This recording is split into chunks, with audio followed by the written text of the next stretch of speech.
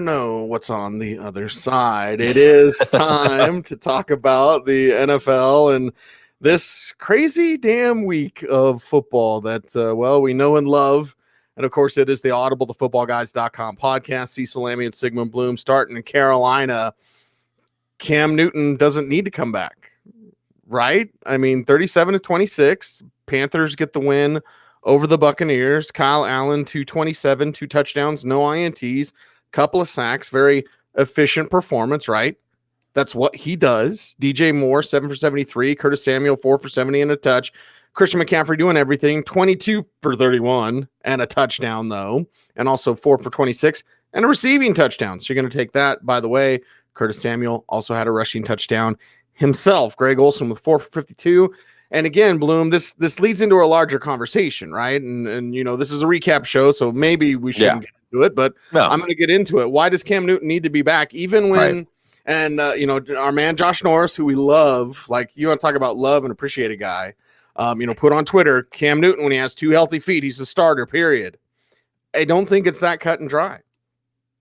It's not. This was a really interesting game. See, you're hitting it right away. It was a meaningful game for both teams, honestly, in the sense of the larger direction of the franchise.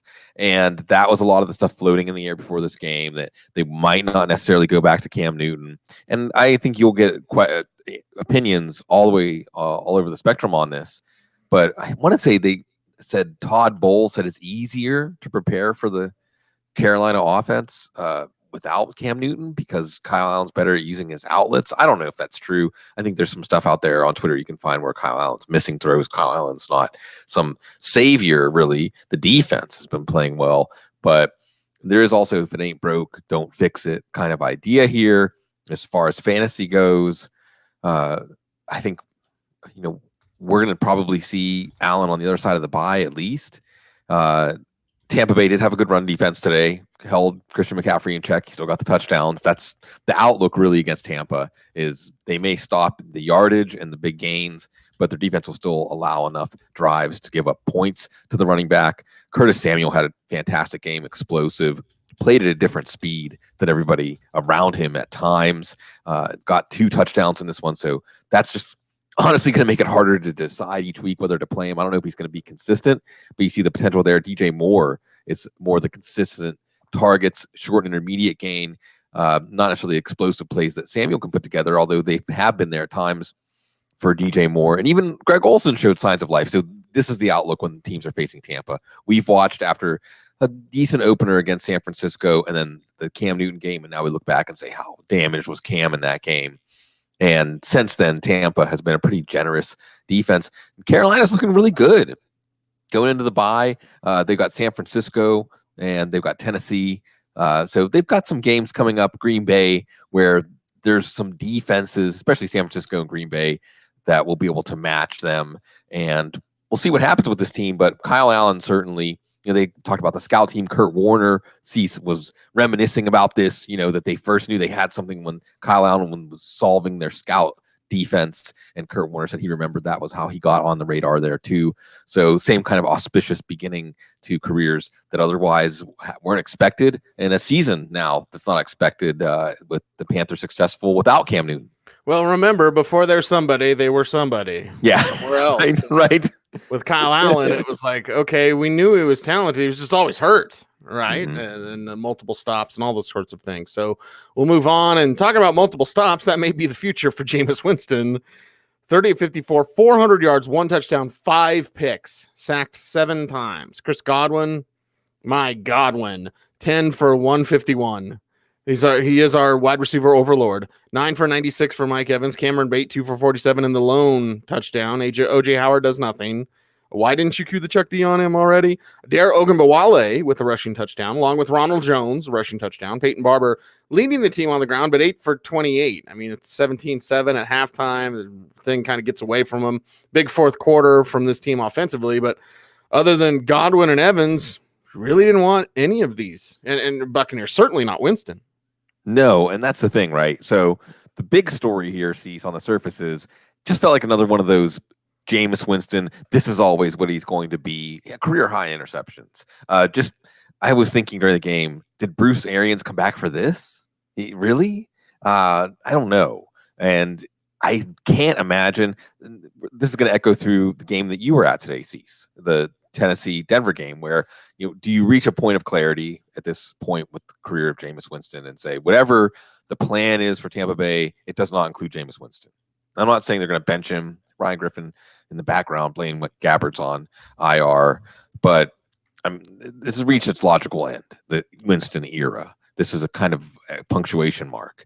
That being said, for fantasy, so as Matt Wallens put it, he'll catch the place on fire and then put it out. So in that process, you are seeing, and he can throw the ball.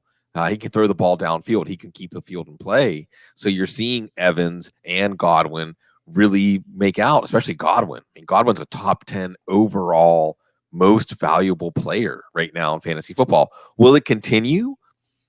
Is this just how you play out the Winston era with these high-scoring games? The defense really a red carpet, and Winston in these futile second-half comebacks piling up yardage for Godwin and Evans. As you said, Cease, the backfield split up now. Ogunbowale got a touchdown.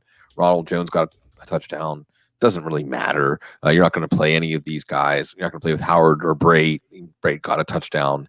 So it's just kind of depressing that Tampa, and see, it really shows you, again, Tennessee and Tampa, they get the number 1 and 2 picks that year. They get Mariota and Winston, and this is what they get. This is, it really shows how determinative quarterback wins isn't a stat, but it shows how determinative your quarterback picks can be in terms of direction of your franchise. To that, I would say double true. And wow, we could do a lot of Thursday night conversations on this one and this recap show because, my God, we're going around the league and we look at Seahawks Browns up next. Let's go through that box score. 32-28, the final score. Seahawks get the win. Russell Wilson, 295, 2 touchdowns, no picks. Tyler Lockett, 5 for 75. DK Metcalf, 4 for 69. Jaron Brown, 3 for 29 and 2 touchdowns. He gets all the touchdowns there as this team looks now without Will Dissly. Achilles injury. This is now 2 years in a row where his season will end on injured reserve. So Luke Wilson, you're back. We're back. Chris Carson does it all on the ground. 124. 1 rushing touchdown, also 4 for 35 as a receiver. By the way, Russell Wilson had a rushing touchdown. So it took a while for them to get going. And there was a large portion of this game, Bloom, where Tyler Lockett specifically had like 1 catch. And you're like, come on, you can get it going. And I know I was sitting next to our man, Jeff Brantley, man of the box, and he was like, Jaron Brown, he can't feed DK Metcalf. He gets to the red zone, but hey, Brown gets the TDs. Seahawks get the win.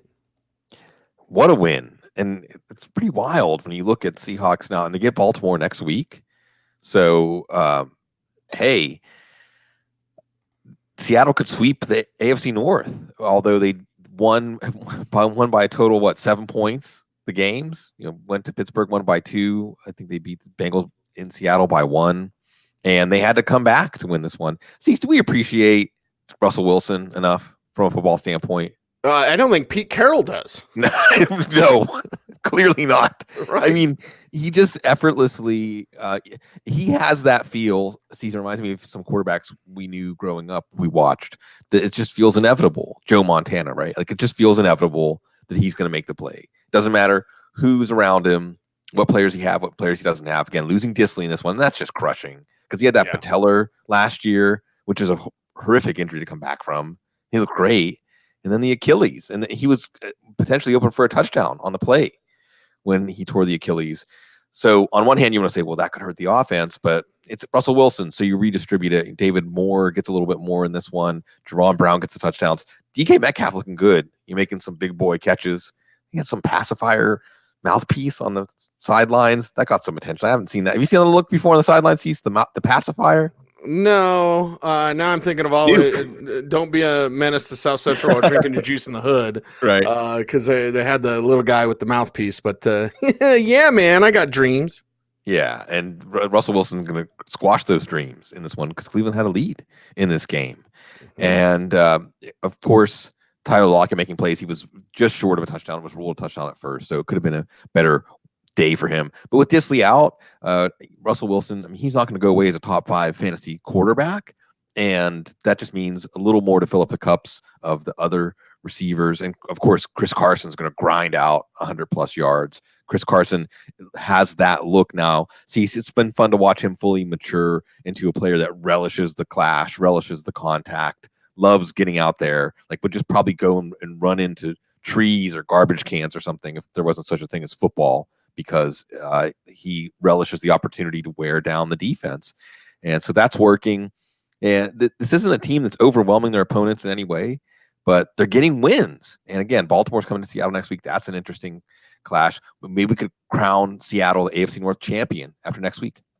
Carson getting it done because he's not Thomas Rawls. Let's talk about Baker, the baby maker, not getting it done. 3 picks in this one, 249, 1 touchdown, and those 3 picks. Now a rushing touchdown. So maybe you play in a league where those 3 picks don't hurt you or negate points. Nick Chubb, beautiful, wonderful, fabulous, 20 for 122, and 2 rushing. The answer is Nick Chubb, always. 2 rushing touchdowns, 5 for 17 as a receiver. ODB, Odell Beckham Jr., he's ODB to me. He's OBJ. I don't care. 6 for 101. I just want to think ODB, Bloom. Ricky Seals-Jones gets a touchdown, so you picked him up and said, cool, I got to plug him in. He made it for you, 3 for 47 and a touch. Jarvis Landry, 3 for 36. Antonio Callaway, 2 for 22. Some very interesting Rashard Higgins situation. Like, he might be a healthy scratch. Okay, well, Callaway's out there, only a couple of catches, and not a win for the Browns. No, in a game that they had control of. Mayfield was playing well early, had that rushing touchdown. We saw Odell Beckham make a few of those Odell Beckham plays. Mayfield gets dinged in this one, so going into the bye, we'll pay attention to that. Coming out of the bye, as you said, the answer is always Nick Chubb. And when he gets into the open field, he just has a sense to know when that's coming and an extra gear, and he's already difficult to bring down. Look at this game. If you put it on and you watch it, knowing that they end up losing, at a certain point you will say, how did they lose this game? They really seem to be surging and playing their best football. But Seattle and Russell Wilson just have a way of hanging around. Ricky Seals-Jones is hanging around in terms of some fantasy value with David Njoku out. He had a touchdown on this one. So Cleveland, I don't want to say their season's over because that means the Steelers' season's over. It's not over. It's never over. But coming out of the bye, they've got New England, Denver, a revived Denver team. Isn't Denver happy they're playing on Thursday night, by the way? Isn't this a perfect week to turn around and play on Thursday night for them? Some thoughts on that a little bit later in the program. That's it is. And then Buffalo. So Cleveland's going to find out who they are pretty quickly come out of that by New England, Denver, and Buffalo. And this one they find out that they lost. And I guess there just aren't moral victories in football anymore when you're Cleveland. All right, here it is. Texans and Chiefs. And here we go. 31-24, right? This was the most anticipated game of Sunday, at least for me, for everyone, basically. And it came out with the Texans going into Arrowhead and getting a win. And now the Chiefs have lost 2 in a row. What's going on? And now they have a short week against Denver. Again, more on this in a little bit, but let's talk to Sean Watson. 280 yards, 2 INTs, 1 rushing touchdown, 2 rushing touchdowns, 1 touchdown. I'm screwing up this whole thing. It's a Carlos Hyde revenge game. 26 for 116, 1 rushing touchdown. Darren Fells, 6 for 69. DeAndre Hopkins, 9 for 55. Will Fuller, 5 for 44. Hang on to that touchdown, Will. No. Come on. Oh, it is killing your heart. Your heartstrings, says Kiki Cutie, 4 for 39. Duke Johnson Jr., 2 for 20, and a receiving touchdown, 5 for 34 on the ground as well. So congratulations, Texans. You get this big win. Nice little statement game on the road. See, what's the power structure in the AFC right now? Is there even truly an alpha team? I don't think so, right? I mean, New England and Buffalo are the only teams that have less than 2 losses. New England's beatable. The AFC East now the strongest division in the AFC? No, I don't know. I mean, well, it's not the AFC North, and it's not the AFC West. I mean, you've got New England, say Buffalo. It's AFC South. Maybe. I mean, Gardner Minshew, right? Just give Gardner Minshew bonus points. But look, you've got New England and Buffalo. You've got you've got Houston and Indianapolis. Baltimore by default, although I don't know if they could really hang. And then Kansas City, Oakland. yeah, it's Oakland. So, I mean, there's not really an alpha team. Houston should feel like it after this game, though. Not a complete team, but they've got Deshaun Watson. And we talk about taking on the personality of your quarterback. And I think taking on the personality of Deshaun Watson has just made this team more combative. It's just made this team more, I don't know, like have more of a chip on their shoulder. And they ran Kansas City into the ground. And we've seen 3 straight weeks now: Detroit, Indianapolis, now Houston. And I think Denver is situated to do this. I mean, with Mike Munchak and the offensive line and the mentality, it's going to be interesting to watch this because Carlos Hyde got stronger as the game went on. You saw him relishing the opportunity. And I think teams just smell it. It's a scent, a pheromone that they want to go in for the kill now. Even Duke Johnson got a touchdown in this one. Fuller dropped 3 touchdowns. Well, there were 3 passes he got his hands on that could have been touchdowns. I don't know if they were real drops. There was one that was that kind of drop. So if you played Fuller, it was good process. It was there. Let's keep playing him. They're going to play Indianapolis next week, by the way. That's going to be a good showdown. Darren Fells, peaking late. Basketball player, got a late start in football. Real tough to bring down. Massive guy. Of course, they got him, I think, more for his blocking. Yep. DeAndre Hopkins. And look, it was a good game for Kansas City's pass defense. Kansas City's pass defense put up a fight in this one, especially their secondary. It was DeAndre Hopkins getting these short passes to convert in key situations. He didn't do any big damage, but in terms of the flow of the game, DeAndre Hopkins, very, very important. Houston's going to Indianapolis feeling good, and it feels like the AFC is wide open. Feels like Kansas City is reeling, but I don't honestly think it's good for Denver that KC comes in with 2 losses. Because, I mean, now they're especially going to be sharp, especially in a divisional battle, especially when you might not have Emmanuel Sanders Denver-wise. We'll get to that a little bit later, but you don't have those threats. You don't have Kiki Cutie and Will Fuller and DeAndre Hopkins and all the Fells and all these different options. You got a couple of running backs, and you got Joe Flacco. But before we get there, let's talk about the Chiefs side of things. Yep. And Pat Mahomes, you're still a little gimpy sometimes, only sacked once. Okay, cool. 273, 3 touchdowns, 1 INT. That's that's what you want. And by the way, Mahomes only hit a couple of times. LaShawn McCoy, 44 yards rushing on the ground. That was it. Nothing there for Damian. Nothing there for Daryl. Damian, had a receiving touchdown. Okay, something, a little bit. Daryl had 1 catch for 52 yards. Okay, something. Tyreek Hill was back. 5 for 80 and 2 receiving touchdowns there. Travis Kelce, 4 for 58 on the day. And with Hill back, it means, McCole Hardman, 4 for 45. Byron Pringle, 2 for 24, right? This is what you're going to get here. And, well, the Chiefs need to figure out something because it is a short week and it's a divisional opponent who is gaining confidence. They beat up on a bad team today, but they're gaining confidence in the Denver Broncos. Kansas City had some trouble on offense. Houston made some plays. It was a better first half than second half. But even in the first half, even the Tyreek Hill touchdown was a free play. He threw it up. Tyreek Hill made a ridiculous play. I mean, he hung in the air like Michael Jordan-like to get the ball, to take it out over top of a Houston defensive back. So that was his announcement that he's back. He got a short touchdown too. Mahomes, as you said, a little gimpy or just otherwise you're making some plays, but getting in situations because of penalties or a sack or a fumble or otherwise something going wrong. This offense kind of getting in its own way at times. Offensive line problems could be part of that. But because of that, the balloon deflates, right? And the balloon deflates, and we add Tyreek Hill, and of course Travis Kelce's going to get his. So now Hardman's still the best play out of these secondary receivers. Demarcus Robinson just disappears, even though he's the one that had a stable third receiver role, so you knew he's part of this offense no matter what. Pringle, who you see more as the Watkins fill-in, coming off of that game where he riffed well with Mahomes when the play would break down, not as much here for him in this one. It was Damian Williams, who's going to maintain his role in the passing game, looking good on his receiving touchdown, which keeps him in flex consideration. But Darrell Williams had the big play as a receiver. LaShawn McCoy still looks like the best runner. We have a mess here. Now we have a 3-headed backfield. And even though there's a big play here, there's a touchdown there, there's some opportunities here and there, when this offense isn't clicking and really putting defenses on their heels, then it's not as exciting to play your Kansas City Chiefs. So even though Mahomes wasn't a failure today from a fantasy perspective, still this offense as a whole is disappointing. And again, they have to turn around and play Thursday, and we'll talk more about that later. Speaking of disappointing, Washington and Miami, 17-16, the final score. Case Keenum. If you're just never gonna start Dwayne Haskins this year if you're not gonna start him against Miami. But anyway, another topic. Let's talk about Case Keenum. 166, 2 touchdowns, no INTs. Love the Adrian Peterson.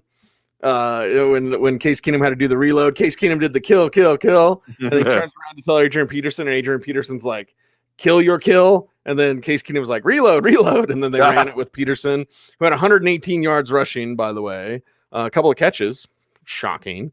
Terry McLaurin, 4 for 102 receiving touchdowns. Jeremy Sprinkle, don't get cute with it, 2 for 24. Okay, no Vernon Davis, Jordan Reed on IR, so there's that. Chris Thompson, not a lot, couple of catches. That's it, couple carries, 3 carries.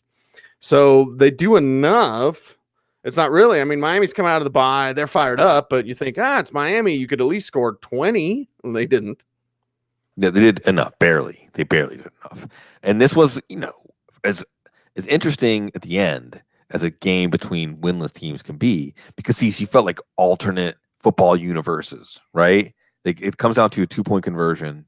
So right there you have potentially hanging in the balance who's going to pick number one, and any number of a chain reaction events here. It was a great Adrian Peterson game, as expected. Bill Callahan, play your running backs against Miami. Next week, it'll be Frank Gore and Devin Singletary. No Xavier Howard. So Terry McLaurin gets his 2 touchdowns. Chris Thompson gets banged up in this one, a foot injury. And hey, they were competitive and leading. So it wasn't going to be a Chris Thompson game. Anyway, it would potentially be, I don't want to say a good Chris Thompson game, but a game that they may not be competitive. That 1-5 will stay 1-5 because San Francisco's coming. Josh Rosen is our starter for the rest of the year until he's not, because he can't make it through a game.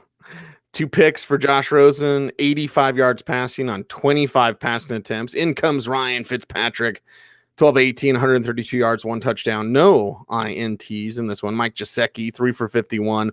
Preston Williams, 2 for 31. I mean, anyone you were considering, Kenyon Drake, 10 for 40. All right. Kalen Ballage gets the rushing touchdown. You're like, damn it. Kenyon Drake did have 6 catches for 30 yards, though. So that was cool. Devontae Parker had the receiving touchdown from Fitzpatrick, but you weren't really considering him. I did actually start Mark Walton in a DFS GPP Bloom just because I needed a cheap running back, and he got 4 times value. He got like 12 points, 5 for 43 as a receiver, and then 6 for 32 as a runner. They'd been talking up Walton, and we all want Kenyon Drake to be better than he actually is. We all want him to do more than he actually does. Maybe we'll see Walton get more involved as the year goes on, but Miami still hasn't won a game. No, although Ryan Fitzpatrick did hit another chapter of Ryan Fitzpatrick, comes in off the bench and almost steals the number 1 overall pick away from them. Almost. Kenyon Drake drops the 2-point conversion. I might not have been there anyway, play call, but he brought him back, all the way back. It was Ballage, as you said, getting the rushing touchdown. Walton actually started the game and got the touches to begin, although Drake then got the lion's share from there. Flex plays. I started Walton in the Scott Fish Bowl, Cease. So cheers to that, man.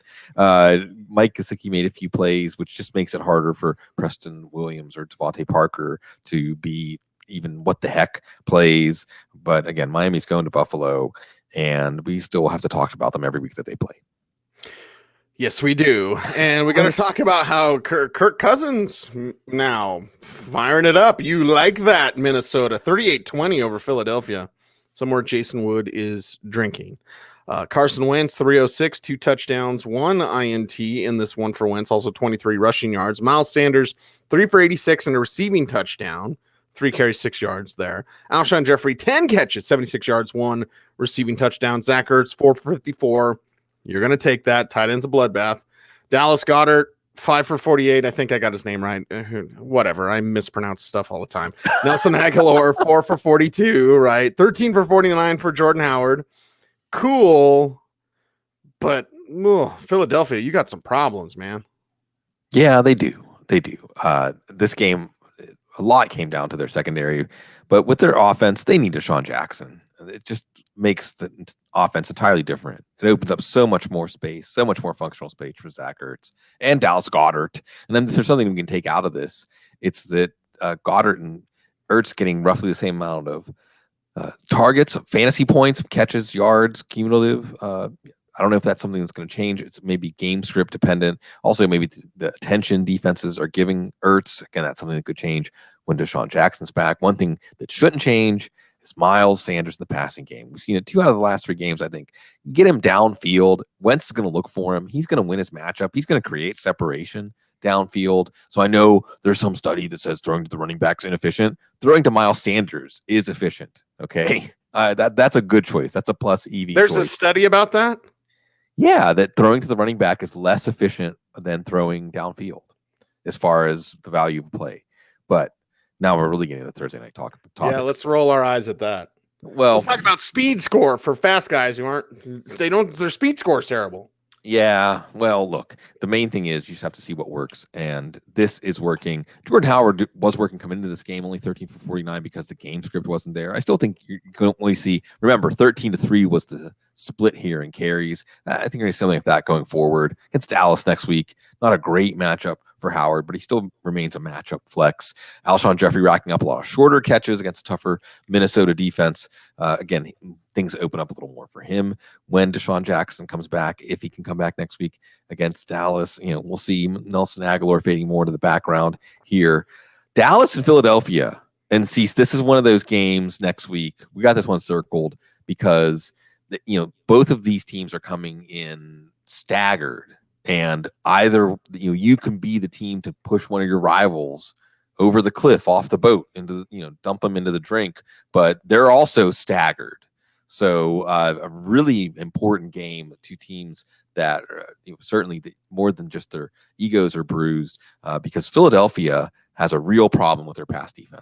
2 teams that should be like Smokey and Friday, but a little twist. Instead of we're rolling, we're reeling. Yeah, rolling downhill.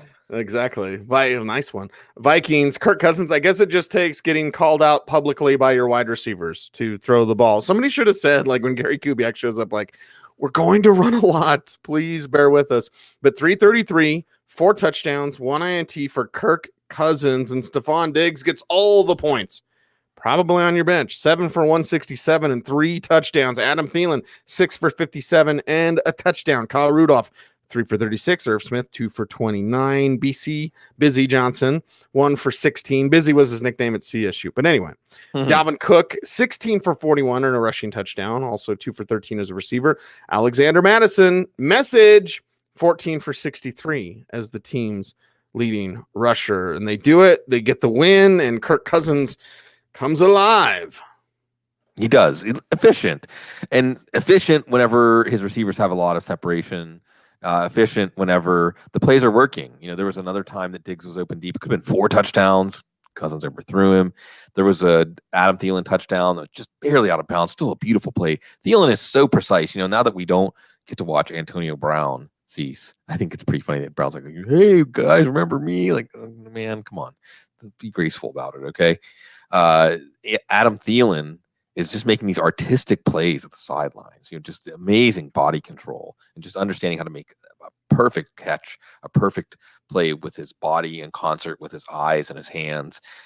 So it could have been a bigger day for him, but it was Cousins. And I'll give credit to Stefanski, the offensive staff, coming in and going for the jugular with these cornerbacks. And next week it's Dallas. Now Amari Cooper, I've talked to Dr. Gene about that. Dak Prescott, again, fascinating game between Dallas and Philly next week. And this game felt like one I said in the preview that could decide a playoff spot in December when we look back, because the NFC, and again, it looks like we have more than 6 teams that could be surging to 9 wins, 10 wins, and make a otherwise deserving team, if we looked at it in AFC terms, stay home.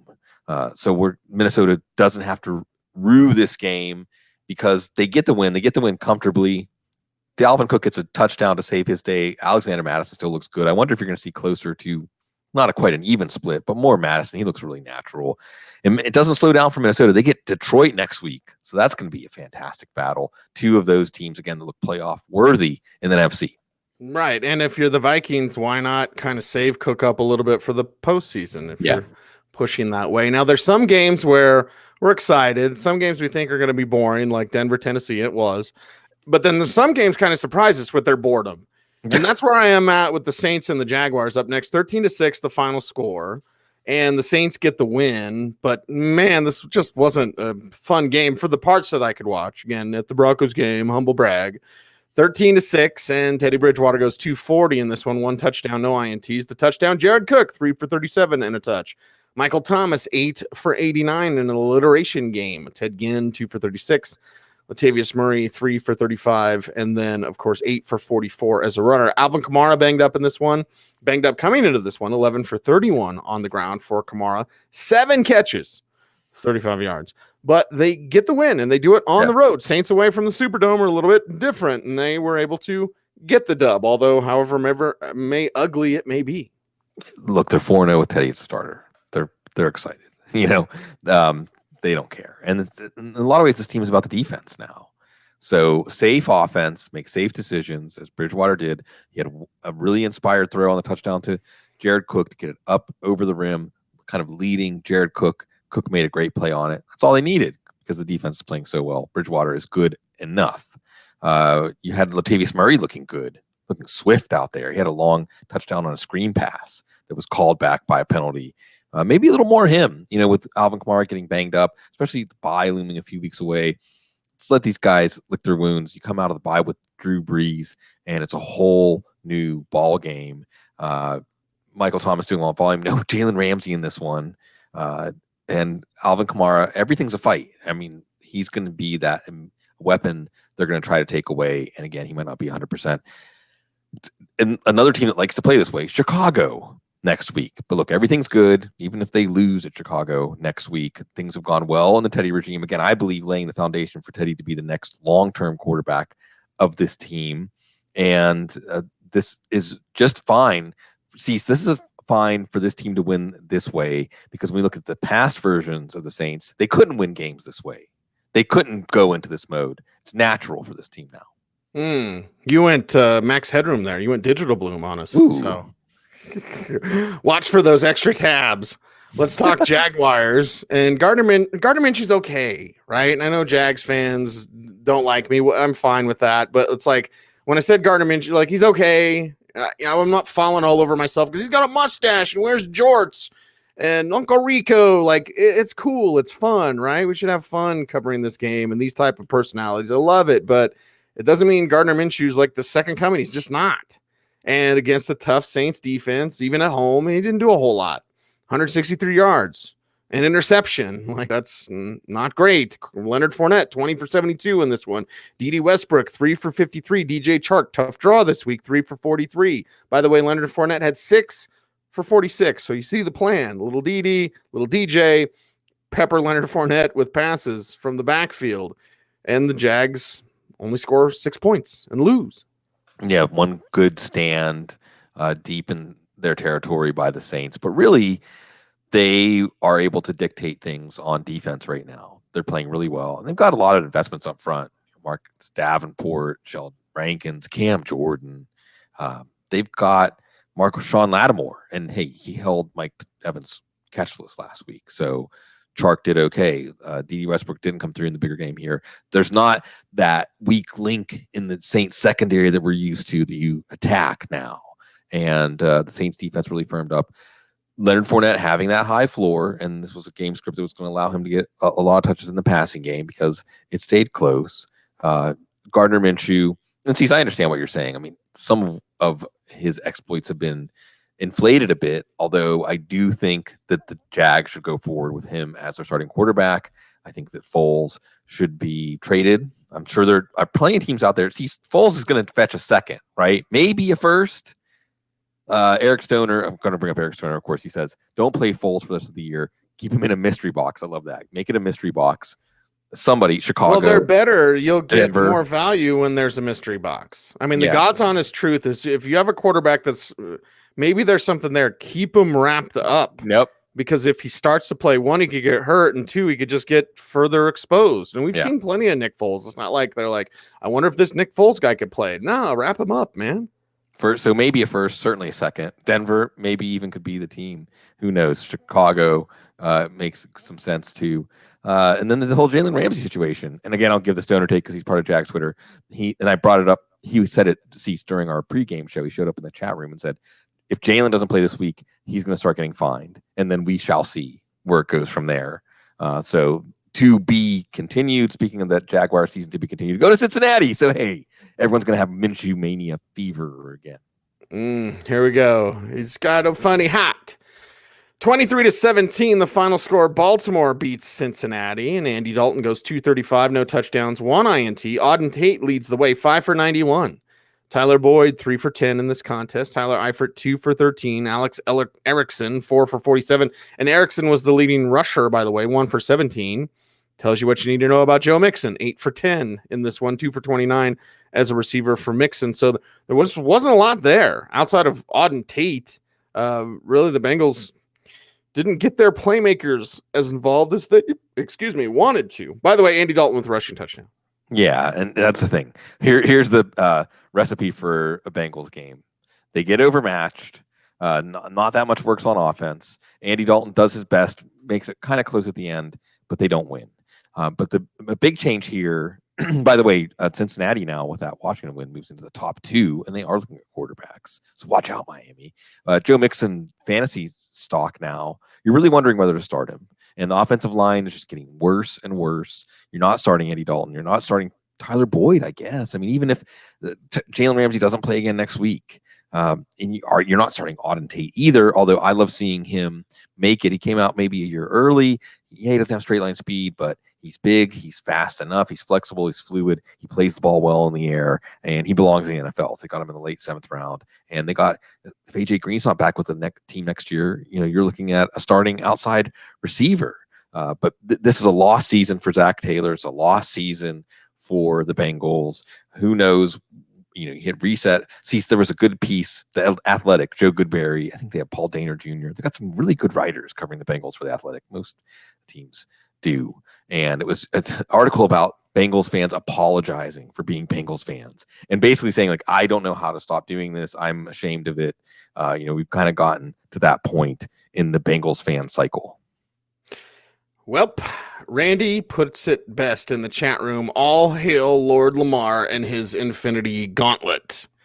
So there's Lamar Jackson, 236, 21-33 passing, 19 for 152 and a rushing touchdown. So that's awesome. Mark Ingram, 13 for 52 and a rushing touchdown. You wanted a little bit more, but Lamar was doing everything. 2 for 22 as a receiver for Mark Ingram. Mark Mandrew, he was in there, 6 for 99. That means Hayden Hurst gets 1 for 4. Miles Boykin, 2 for 28. Seth Roberts, 2 for 23. Nick Boyle, 2 for 18. Willie Snead, 3 for 18. There's just not much there when Lamar's doing everything on the ground. He looks so formidable as a runner. He's so aggressive. And I brought this up on the show a few weeks ago. He looks like he's ready to break a 70-yard touchdown one of these weeks. He's going to have one of these 40, 45 fantasy point weeks. If Hollywood Brown was playing this game, he might have got it in this game. You see him getting more aggressive as a runner every week and really dictating the terms, a la Michael Vick again. It wasn't crazy to throw that name out there when Lamar Jackson was in the draft, and you're seeing him approach defenses as a runner with aggression the way that Vick did. And as a passer, it's going to be a lot of Mark Andrews. Without Hollywood Brown, there wasn't anybody who really filled that void, and that's fine. And it's the same story, Cecil. I mean, they're the first place team by 2 games, but they're not a good team, I don't think.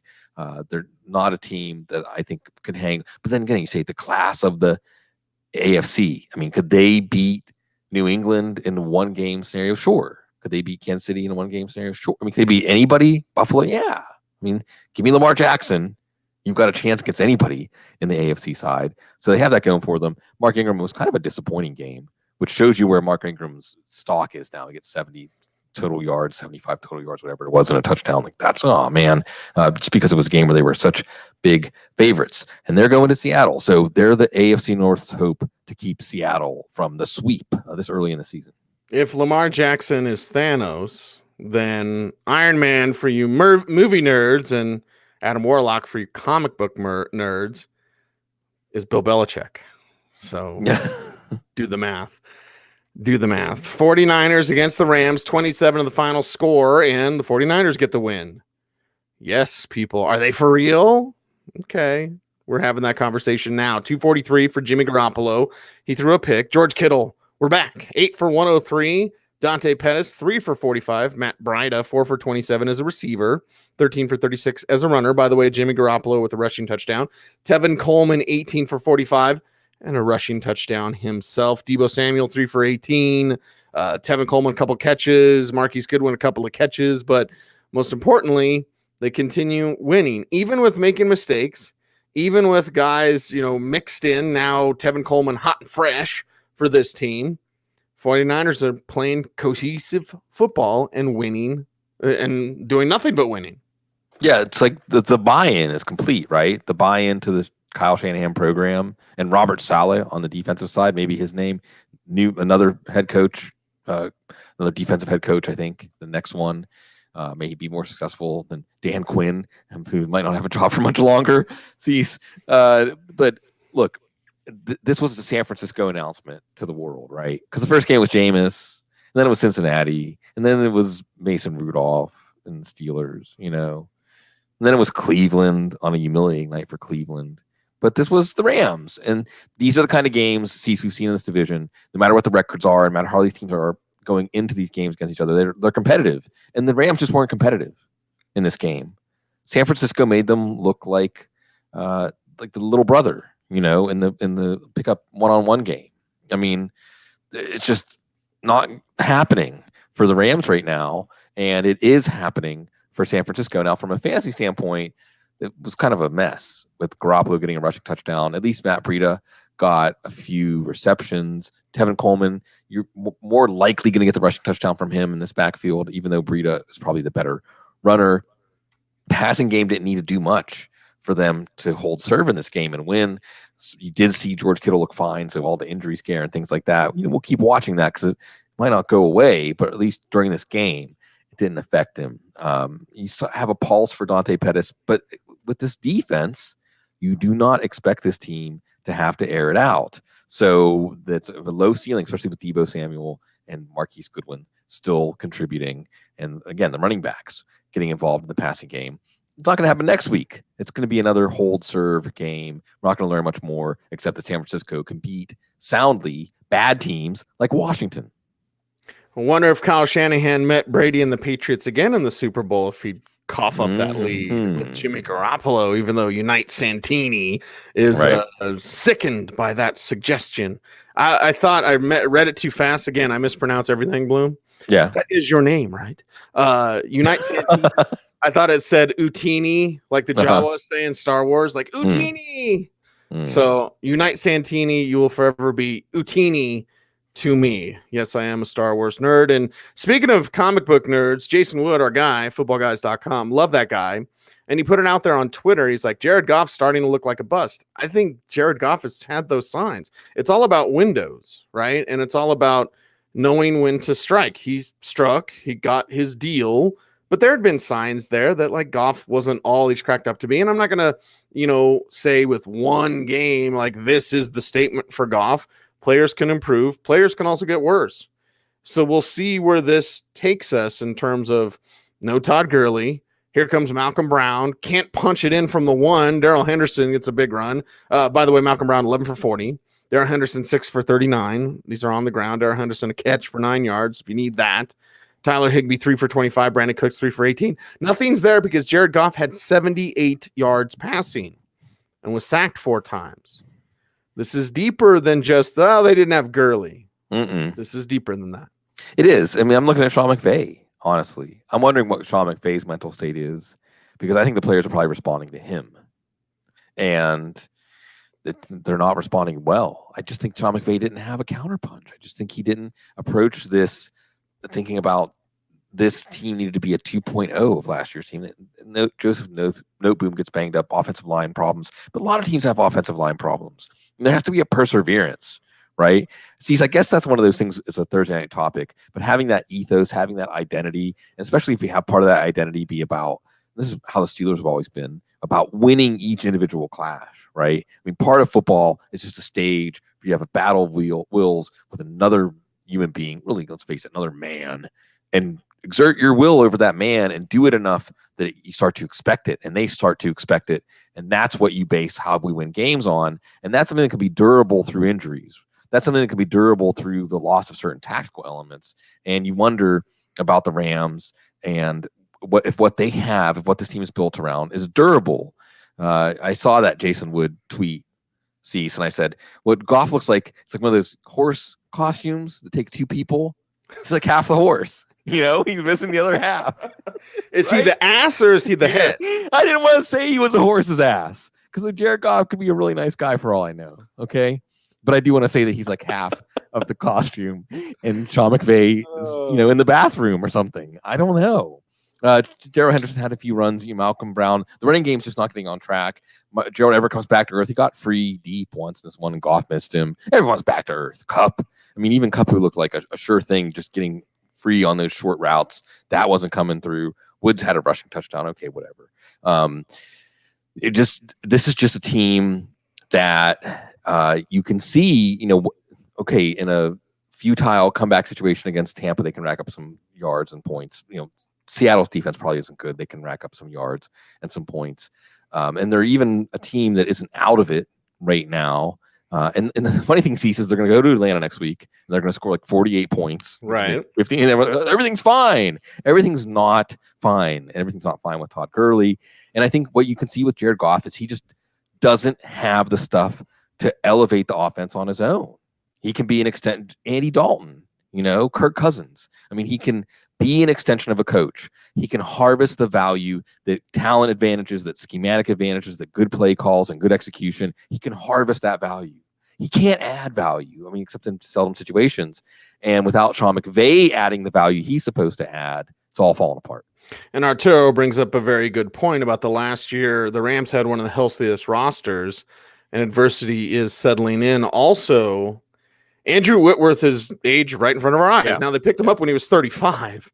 So what is he now? 37, 38? Right. And then, this is why the Bengals don't sign him long term, right? You want to be on the hook for these years. Right. And they had their window. They made it to the Super Bowl and they didn't win. So now, Whitworth's play has declined, and it's, equaling bad things. Bad things abound, but good things for your fantasy team. Oh, what a segue, because Atlanta and Arizona, they don't play what you call defense. Doctors say they have what is called a bit of a weight problem. I'm going to quote Tommy Boy now, but 33-34 Arizona, we're back. Vance Joseph celebrating, dancing in the streets because, his defense sucks, but they got enough done on offense. We'll get to the Cardinals in a little bit, but let's talk Matt Ryan, 356, 4 touchdowns. You're starting your people against the Cardinals, of course. Devonta Freeman, 19 for 88. It felt so good, Bloom. I know it's a mirage because it's Vance Joseph in Arizona. We're back, but it felt so good to see Freeman be Freeman again. 2 receiving touchdowns for Devonta. It'll go away next week, but still, it was great today. Austin Hoopa, 8 for 117 and a touchdown. Julio Jones, 8 for 108. Calvin Ridley, 4 for 48 and a touchdown himself. Mohamed Sanu's going, 3 for 29. So here you go. And Ito Smith, by the way, 3 for 6. So there's that. Not enough. 33 points wasn't enough to beat the Cardinals. Dan Quinn, if you selected Dan Quinn in those pools or the odds of the first coach to get fired, you're feeling great about your tickets right now. Besides Jake Gruden.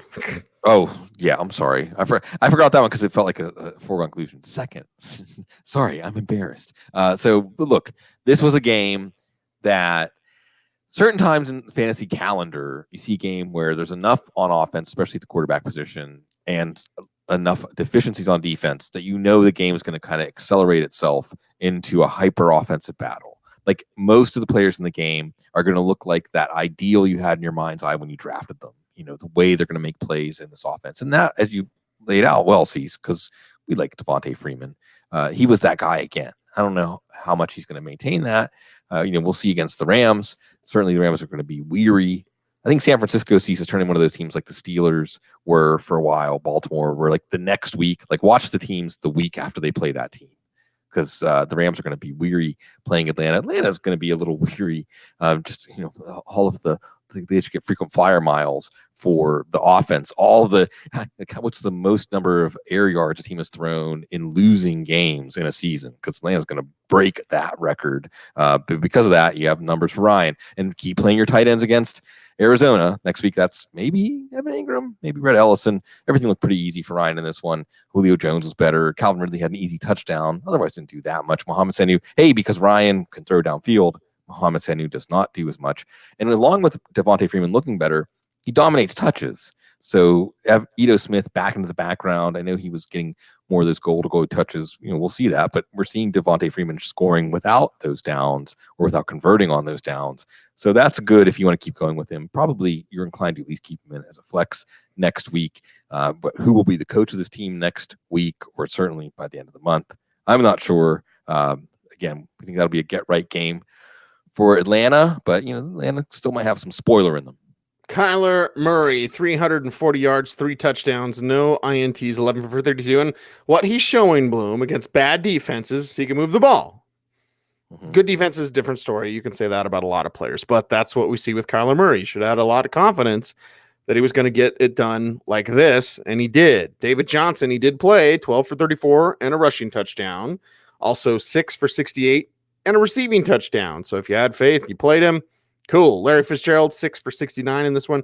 Chase Edmonds, because David Johnson plays, 5 for 34 on the ground, 2 for 33, though, and a receiving touchdown. So if you put in Chase Edmonds, you were rewarded. Max Williams, so good. 2 X's, double X, 3 for 34 and a receiving touchdown there as well. Demir Bird, 2 for 60 with that big 58-yard play. So Arizona, pretty fun to watch. Again, against bad defenses, they can do this.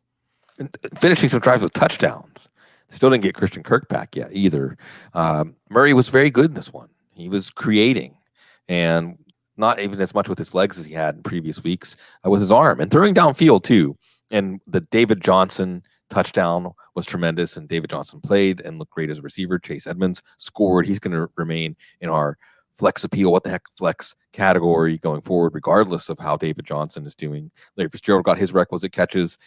He's got a little more out of the tight end. Max Williams turned into something. He's making a play, getting a touchdown here, even big plays downfield to Demir Bird and Trent Sherfield. Now, some of this is Atlanta. Play everyone against Atlanta. Again, a get-right game for the Rams next week against Atlanta, but maybe we can say that against the Giants too for this Arizona. They move the ball against bad defense. The Giants pretty bad defense. I think they are. So they're having fun in Arizona. And see, I think when we see Arizona, we watch Cincinnati, we watch Miami, we watch Washington, right? And we feel the weight of a rebuilding season. Like, oh, it's dreadful. Arizona is showing the lightness. It's no expectations. They're talking about this in the Steelers game tonight. See, now that there's no expectations, there's a weight lifted. You can see that weight lifted, and Kyler Murray can carry it. Perfect expectations and a perfect segue, Bloom, because you got to listen to this. Yeah. Let's just say someone in the know around Tennessee told me that they believe Marcus Mariota is going to continue as the starter. He was benched in this game. Titans-Broncos up next. Yeah. The person in the very close to the team, around the team, says they're going to continue with Mariota, who now in a private conversation after this game was like, I got nothing to lose. Mariota was playing like he didn't want to be benched. He was benched in this game, and Ryan Tannehill comes in. It doesn't matter. There were 7 sacks for the Broncos defense. There were 3 interceptions for the Broncos defense, and they shut out Tennessee 16-0. Tennessee was in scoring position 3 times. They didn't come away with any points. Nobody started Ryan Tannehill. It's not worth going over his numbers. Adam Humphries, maybe 6 for 47. Delaney Walker starts tight ends against Denver, 3 for 43. There was a little more there on some passes that didn't connect. Mariota, again, super safe, and maybe that changes, Bloom. It needs to change with that young QB. Corey Davis, 3 for 36. Derrick Henry, 15 for 28. They did a good job of bottling up the run in this, very boring game. But the Mariota thing, it will be interesting, Bloom, because, like Jameis Winston himself, you're probably not going to be with this team next year. You just want to see a guy say, forget it, or should I say F it, I'm going to start slinging it. I want to see Mariota in that, kind of mindset, because he's clearly not in that. Don't play to not lose, right? Don't play to not make the bad play. Quarterback still has to have Carson Wentz is pretty good at this. Is playing right at that edge, and Jameis Winston is like the disaster version of this, where you play right at that edge where you're aspirational and you're trying to make things happen that might not seem possible if you divorce yourself emotionally from the situation, but it's willing your team. And Mariota's just not doing that. He's just too conservative. So absolutely what needs to change somewhere deep inside of Mario. It's like sports psychologist stuff, It reminds me like bet on yourself, right? Go back to when we started the Audible. I mean, bet on yourself, because what's the difference if you lose anyway, right? Like you say, Cease, ask, because the answer is no if you don't ask. If you don't try to make plays, if you don't try to add value as a quarterback, you never will. So we'll see what happens. But this obviously is a franchise at a crossroads. And what happens in this game is, because they're behind and because Denver's playing spirited defense, Henry's a dud, the passing game, okay, Tannehill comes in and we're watching to see who he has chemistry with, Adam Humphries or Delaney Walker, whoever. It's not going to be a good offense either way. And then they have a team that also is certainly not on that short list. There are teams that we know aren't bad, like Cincinnati, Miami bad, but they don't look good. Tennessee's one of them. Chargers, another one. Whew. And by the way, Bloom, because you talk about when we started the Audible back in 2006. Well, and I want to be very clear. I talked to this gentleman at halftime, not after the game like the other gentleman, but I happened to be very embarrassing, Bloom. I'm just very, very ashamed, right? Because you go to the lunch line, right? It's halftime. Broncos feed us very well. Obviously, I'm not going to be starving anytime soon, so you go in line and it's like, okay, hot dogs, brats, every week that's kind of halftime, and then they got like something else. Well, the something else was chicken wings or chicken tenders. So I was like, ooh, I'm gonna, because it's sometimes wings. I'm like, I don't want that, that mess. I got a keyboard. Right. And so I'm like, I'm gonna get me some chicken tenders, and I'm kind of looking around, like, can I get that stacking it up, right? Like, oh, let's get that stack. Let's go. So I'm trying to like get out of the lunchroom before everyone's like, look at that stack Lammey has of chicken tenders. And thank God he stopped me, because Gil Beverly, who is the vice president of brand marketing and communication with the Titans, he stops me and he says, are you Cecil Lammey? I said, yes. And he goes, I just wanted to tell you. And I'm standing there and everybody's walking by me, right? So I got the stack of chicken tenders. Like, I go, I can't hide it. I like to eat, get in my belly. And so Gil Beverly, who is, a vice president with the Titans, says, I've been a football guy since like 2001. Wow. Or 2002. And I said, holy cow. I was like, were you around on the old Yeller days, back when like message boards were a thing? Sorry, I think our shark pool's still well infested or whatever. But and we were talking about old Yeller, and we're talking about, remember how it was a big deal to have a low number, right, on your your message board number. I almost said member number. Sorry, Joe. But like your message board number. And that was a cool thing. And so Gil tells me, he goes, I have to tell you, I absolutely love Sigmund Bloom. He's like, I love Sigmund Bloom. If I'm ever down in New Orleans, I want to meet the guy. I want to talk to him. I love his takes. And, talking about our back and forth, right? I wish I had more time with Gil, because really just, it's the way things should be when you can get along so fabulously with, people that you don't agree 100% with on everything. Like, it's awesome. That's the way it should be. We should love each other, right? And so Gil, I told him I would shout him out on this show. I just wanted to take a moment and say he was a football guy before we worked for Football Guys, before we started the Audible in 2006.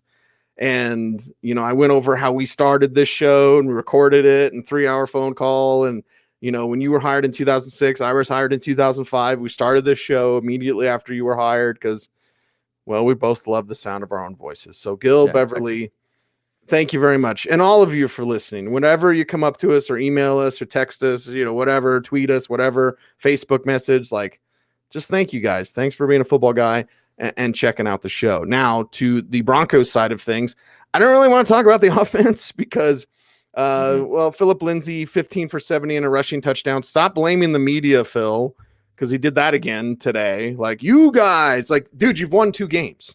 Stop with this. Like, you and the media, you guys, like, no, you've won 2 games, man. Like, please win more. would be nice. And don't blame puppy dog media in Denver. My God, this whole like you can't criticize anything. Like, no, that's what being It's a media Paw member Patrol. should be. Come on. Right, exactly. And like the media is not the enemy. Media is not the enemy. Either way, Cortland Sutton, 4 for 76. So many good things there with Cortland Sutton. Emmanuel Sanders with a knee injury.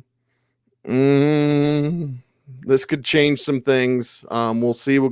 I don't know about the severity. There's not even rumors about the severity, but he did have the knee injury during the week in practice and, was able to practice and then played and hurt the knee again, was out for most of the game. Watch Royce Freeman do his thing as a receiver. That's cool. Noah Fant, start your tight ends against Tennessee. 2 for 16, although there's a big play where Fant kind of lost it in the sun, got turned around, and it was picked off. Asked Joe Flacco about that play. So it was there. Could have been a larger day for Noah Fant, but some interesting future moves here for the Broncos as the trade deadline is looming. Elway says nobody's on the trade block. I don't believe that. And then this game with Kansas City on Thursday night, they've won 2. Kansas City's lost 2. How good are you really?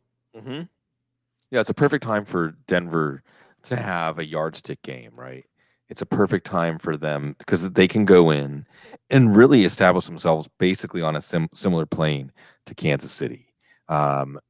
We see Philip Lindsay, and he represents the intense effort at the heart of this team. And I guess I understand why Philip Lindsay just projects on everybody. Like, you're saying we can't do it. You're saying something that I have to overcome, because that's just like his life story. So that's okay. Royce Freeman doing some stuff in the passing game, remaining in that what the heck flex zone. Cortland Sutton, the number one, playing like a number one, and with Emmanuel Sanders hurt, even if it's not that serious, got Thursday night game, short turnaround, Kansas City.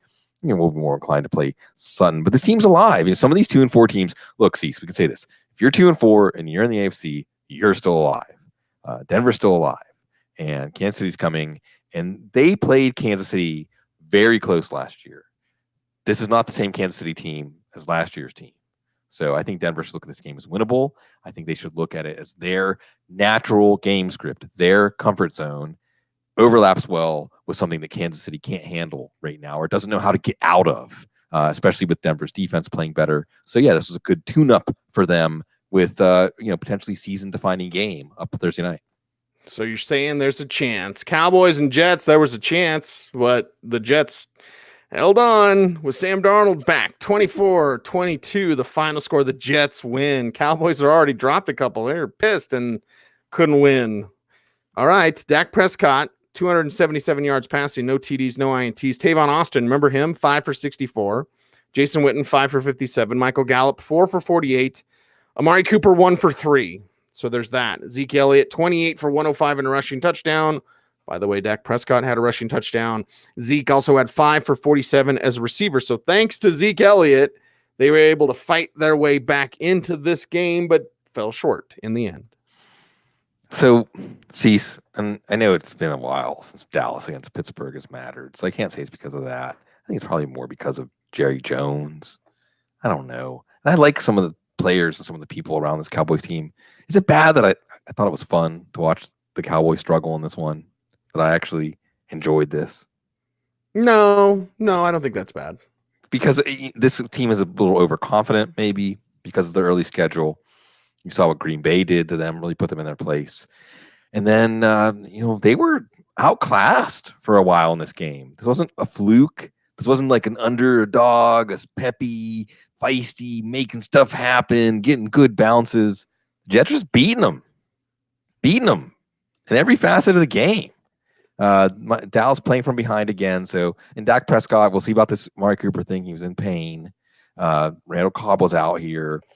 Cedric Wilson making some plays, also getting offensive pass interference that negated a Jason Witten touchdown. Tavon Austin getting some volume here. So we'll see. You saw Ezekiel Elliott and the running game, what he's going to add. He's still magnificent, but not getting the great game scripts here. And remember, this team was also without their top 2 tackles in this one, Lyle Collins and Tyron Smith. So, this offense is kind of in the lurch with some missing pieces. You see how important Amari Cooper and that addition was last year. Again, we set it up, Cease, a really fascinating game next week between Dallas and Philadelphia. Someone's going to get dunked in the dunk tank. Both of those teams are coming in dripping wet, and Dak Prescott did what he could, got it down to one play, but that one play, that 2-point conversion, did not come through. Adam Gase gets his first win as Jets head coach. Cecil. Yeah, and that media was like a tough media. That was like, Gase isn't the answer. Well, all right. Kyle Shanahan didn't look like the answer either, because Vance Joseph had a better record than him after 2 years of head coaching. And now look at the 49ers. So patience. You got a quarterback, Sam Darnold, 23-32, 338 yards, 2 touchdowns, 1 INT in his return. Robbie Anderson, 5 for 125 and a touch. Ryan Griffin, the other touchdown, 3 for 28. And a touch there. Jamison Crowder, 6 for 98. That's allowed enough.